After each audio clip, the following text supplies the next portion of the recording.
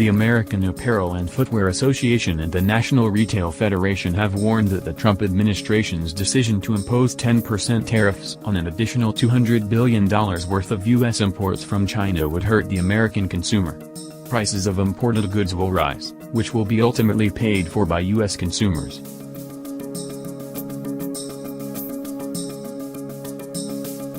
The National Council of Textile Organizations has applauded the July 10 announcement proposing $200 billion in Chinese goods for an added 10% tariff. It has called on the Trump administration to include finished textile and apparel products on any future lists of imports from China to be made subject to Section 301 tariffs.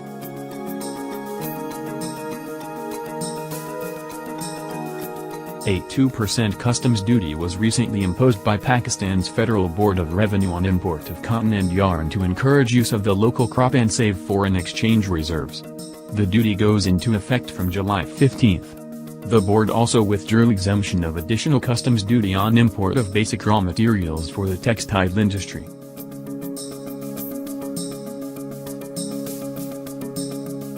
Turkish Ministry of Economy has announced imposition of anti-dumping duty of 8% on partially oriented yarn with HS code 5402.46 imported from 7 countries: China, India, Malaysia, Indonesia, Taiwan, Thailand, and Vietnam. The ministry said that the volume of imported POY increased considerably during January 1, 2010 to December 31, 2016.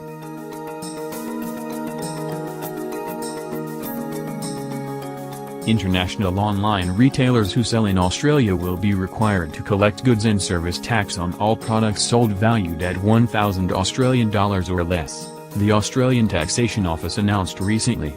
Retailers using this system will only need to report total taxable sales and GST, and pay once each quarter.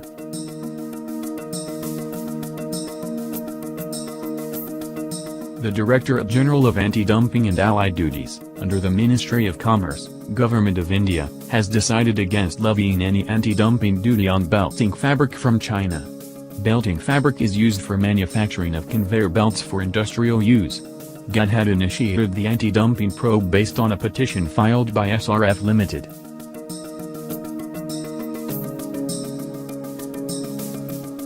The garment processing zone in Nepal's Samara Special Economic Zone will be operationalized within the next fiscal year, according to the country's Development Authority, which said construction of the GPZ's physical infrastructure is underway in full swing and is expected to be completed within the next 6 to 7 months.